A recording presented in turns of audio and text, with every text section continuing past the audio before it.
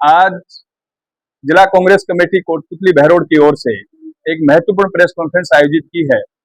मैं आप सब पत्रकार साथियों का इसमें स्वागत करता हूं, हमारे सभी साथियों की ओर से कि आप अपना अमूल्य समय निकाल करके यहाँ पे आए। और चूंकि ये बहुत महत्वपूर्ण विषय है जिस पे हम लोग आज चर्चा करेंगे, देश की शिक्षा नीति, देश के नौजवान, देश के छात्र जो हमारे देश का भविष्य है, उनका भविष्य किस तरीके से अंधकार में हो रहा है, किस तरीके से उनको परेशान किया जा रहा है, उन बातों को लेकर के हम चर्चा करने वाले हैं। हमारे लोकसभा में नेता प्रतिपक्ष आदरणीय राहुल गांधी जी अभी कोटा पधारे और एक कार्यक्रम उन्होंने रखा, छात्रों की गूंज, कि छात्र की आवाज पूरे देश में गूंजनी चाहिए, उनकी क्या पीड़ा है वो पूरे देश को पता होनी चाहिए, उनके सामने क्या समस्याएं हैं वो पूरे देश को पता होनी चाहिए और उनका क्या समाधान है उस पर सरकारों को काम करना चाहिए। इस बात को लेकर के कोटा में राहुल गांधी जी ने प्रोग्राम किया। अभी हमने भी 24 तारीख को कोटपुतली में छात्रों की गूंज एक कार्यक्रम रखा, जिसमें हमने राहुल गांधी जी का जो 45 मिनट का वीडियो था कोटा का, वो हमने डिस्प्ले किया। सैकड़ों की संख्या में छात्र और कांग्रेस के कार्यकर्ता वहां पे उपस्थित थे। उन सब लोगों ने उसको सुना कि राहुल गांधी जी क्या कहना चाहते हैं देश की शिक्षा नीति के बारे में, देश की शिक्षा के बारे में, छात्रों के बारे में, नौजवान के बारे में क्या उनके विचार है। निश्चित रूप से राहुल गांधी जी ने जो बात कही कि हमारी देश के जो हालात हैं छात्रों को लेकर के वो अच्छे नहीं। आप देखिए, लगभग 21 से 22 लाख लोगों ने नीट का एग्जाम दिया छात्रों।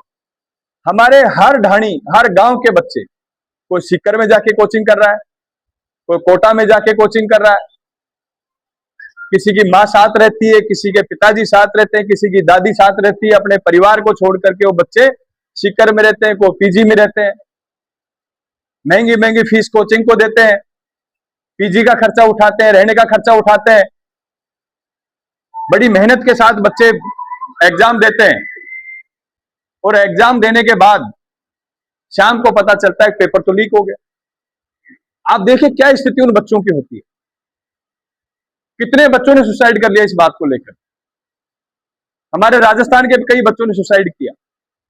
तो सबसे पहले तो मैं जिन बच्चों ने एग्जाम दिया है या जो देने वाले हैं, उन बच्चों से निवेदन करना चाहूंगा कि ऐसा कोई कदम ना उठाएं, क्योंकि आत्महत्या किसी समस्या का समाधान नहीं। आपके माँ बाप, आपके परिवार, आपके रिश्तेदार, सब ने आपको लेकर के बहुत सपने पाले हैं जीवन में। आप उनके सपनों की पूर्ति के लिए मेहनत कर रहे हैं। हो सकता है एक बार विफलता हाथ लगे, लेकिन जीवन में आप मेहनत करेंगे तो सफलता आपको जरूर हाथ लगेगी। इसलिए कोई ऐसा कदम नहीं उठाए। मैं आप मीडिया के माध्यम से उन बच्चों से अपील करना चाहूंगा कि किसी भी तरीके से आत्महत्या जैसा कदम ना उठाए। बच्चे आत्महत्या पे मजबूर क्यों हुए?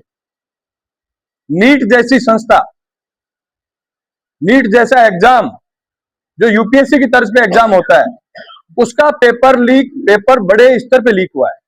और उसमें शामिल कौन है? बीजेपी के नेता शामिल हैं। आपको ध्यान भी होगा, जो पकड़े गए वो भी बीजेपी के पदाधिकारी, जिनकी कोचिंग के अंदर पेपर लीक हुआ वो भी बीजेपी के नेता, बीजेपी से चुनाव लड़ा विधानसभा का उन्होंने। उन लोगों के माध्यम से पेपर लीक। और सरकार ने क्या किया? मात्र छोटी मोटी कार्रवाई, 2-3 लोगों को गिरफ्तार करके उस काम को बंद कर दिया और पुनः नीट करवाई। उसमें भी ब्लूटूथ के माध्यम से नकली लोग पकड़े गए। तो नीट जैसी एग्जाम को भी ये सरकार फेयर तरीके से नहीं करवा पाई। एक समय था इस देश में जब किसी की जिम्मेदारी होती थी, हर विभाग का मंत्री, प्रधानमंत्री, मुख्यमंत्री अपने विभाग की जिम्मेदारी लेता था। आपको ध्यान होगा, एक बार रेल हादसा हुआ, तत्कालीन रेल मंत्री लाल बहादुर शास्त्री जी ने उस रेल हादसे की जिम्मेदारी लेते हुए अपना इस्तीफा दिया। आज जिम्मेदारी नाम की चीज नहीं। देश के शिक्षा मंत्री कहां है? पूछना चाहता है देश कि देश के शिक्षा मंत्री कहां है? नीट का पेपर लीक हुआ, इतने बड़े स्तर पे स्कैंडल हुआ, बीजेपी के नेता उसमें पकड़े गए, लेकिन देश के शिक्षा मंत्री कहां है? आज तक किसी को नहीं पता। देश के शिक्षा मंत्री को नैतिकता के आधार पर इस्तीफा देना चाहिए।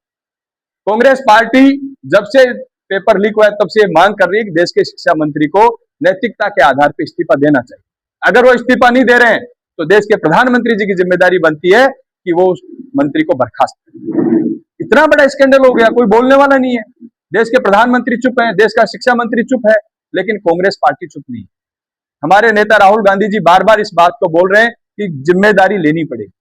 हमारी सरकारों में भी हुआ, जब कहीं गड़बड़ हुई तो हमारी सरकारों के समय मंत्रियों ने इस्तीफे दिए, कार्रवाइयां हुई, लेकिन आज कार्रवाई के नाम पे जीरो। मात्र 3 कार्रवाई, छोटे स्तर पे, वो भी ये बार बार कहते थे कि हम मगरमच्छ पकड़ेंगे। मुख्यमंत्री जी भी कहते थे, राजस्थान के मुख्यमंत्री भजनलाल शर्मा जी भी कहते थे बार बार कि हम पेपर लीक में मगरमच्छ पकड़ेंगे। ये तो मछलियां नहीं पकड़ पाए। कहाँ है मगरमच्छ? जिन मगरमच्छों के पकड़ने की बात करते थे पेपर लीक में, आज वो मगरमच्छ कहाँ है? एक मगरमच्छ नहीं पकड़ पाए। इनके मंत्री डॉक्टर किरोड़ीलाल मीणा बार बार इस बात को बोल रहे हैं कि बाबूलाल कटारा ने कुछ खुलासे किए हैं। क्या कर रही है एसओजी इस मामले में? कोई चर्चा नहीं करना चाहता। आज जिस तरीके से शिक्षा के ऊपर जो बजट, आपको ध्यान होगा जब हमारी सरकार थी केंद्र में, हमारी यूपीए की जब सरकार थी, तब शिक्षा पे बजट था 4.7%, 4.7%, और आज शिक्षा पे सरकार खर्च करी 2.4%, लगभग आधा बजट कर दिया इन्होंने शिक्षा। जो बजट बढ़ना चाहिए था वो बजट इन्होंने आधा कर। बार बार पेपर लीक हो रहे हैं, उसकी कार्रवाई कौन करेगा, कैसे करेंगे, क्या उसका समाधान होगा, इसका कोई रोड मैप आज तक ये लोग दे नहीं पाए। देश का युवा परेशान है, देश का किसान परेशान है, मजदूर परेशान है, मध्यम वर्ग का व्यापारी परेशान है, नौकरी पेशे वाले लोग परेशान है कि वो अपने बच्चों को पढ़ाएं लिखाएं, तैयारी कराएं, लेकिन क्या भरोसा कि बाद में पेपर लीक हो जाए। पेपर लीक के बाद क्या परिस्थितियां बने, कोई बोलने वाला नहीं इनमें से कोई भी। सारी जितनी संस्थाएं थी उसमें, इन संस्थाओं में इन्होंने आरएसएस के लोगों को बिठाया।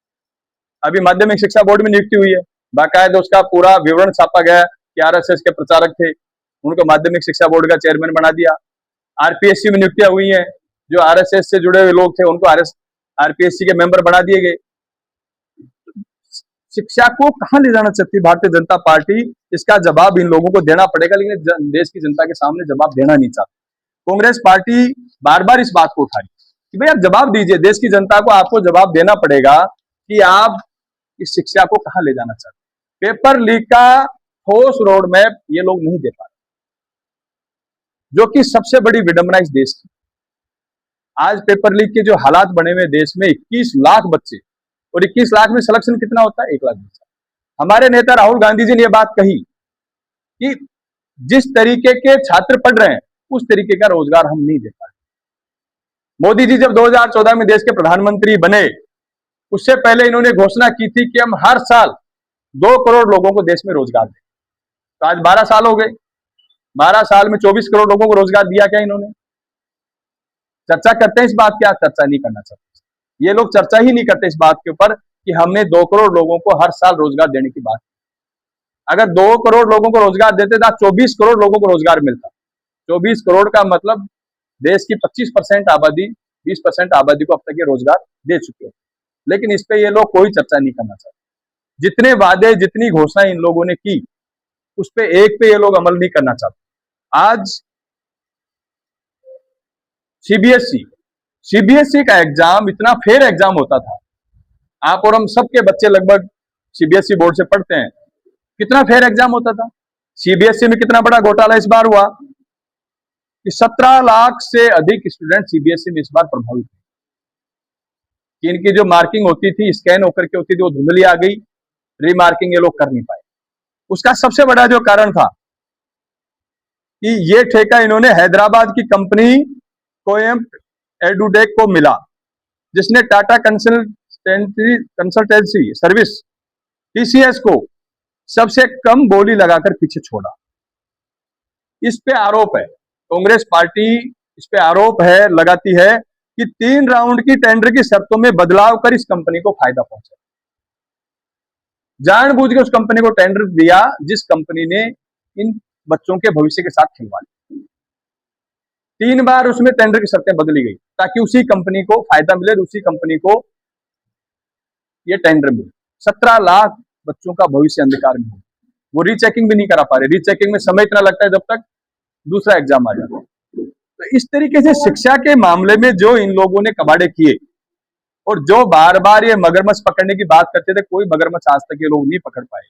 कांग्रेस पार्टी ये चाहती है कि आने वाले समय में अच्छे रोजगार बच्चों के सृजन हो, आने वाले नौजवानों को अच्छे रोजगार मिले, व्यवसायिक शिक्षा के ऊपर वो लोग ध्यान दें।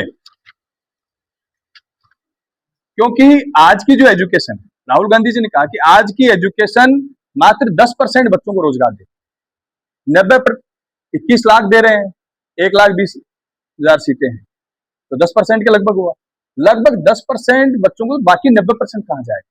ऐसे रोजगार के अवसर हम लोगों को क्रिएट करने पड़ेंगे ताकि सब लोगों को रोजगार मिले।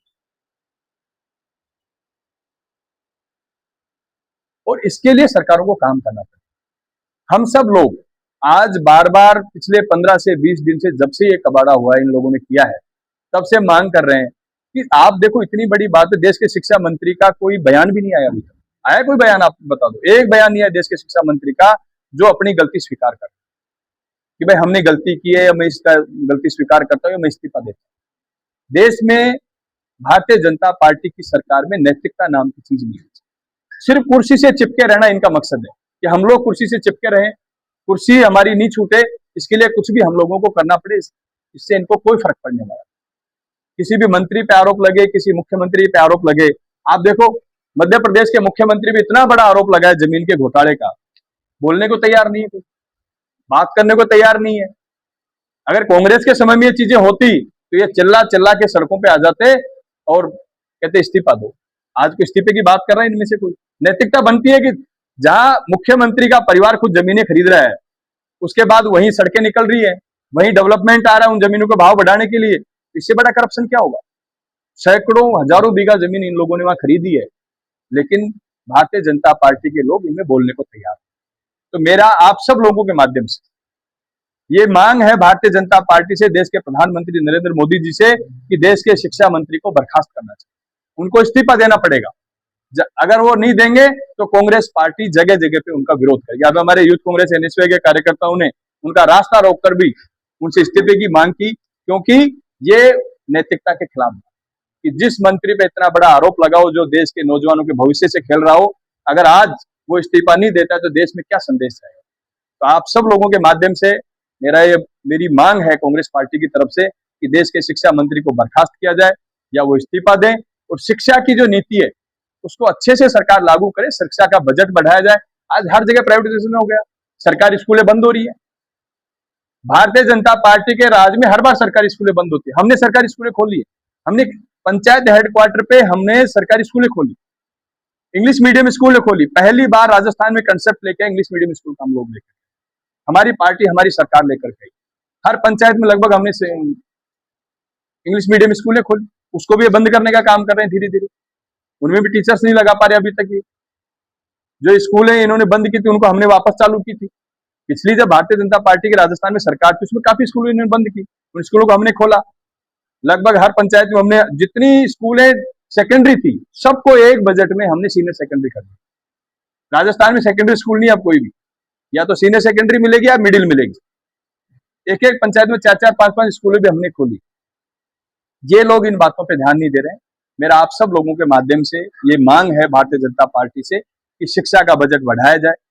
गरीब बच्चे जो महंगी स्कूलों में नहीं पढ़ सकते, महंगी कोचिंग में नहीं जा सकते, उनको अच्छी सुविधाएं उपलब्ध कराई जाए। उनको गाँव में, जिला मुख्यालयों पे, तहसील हेडक्वार्टरों पे अच्छी सुविधा देकर के वहां पढ़ाया जाए।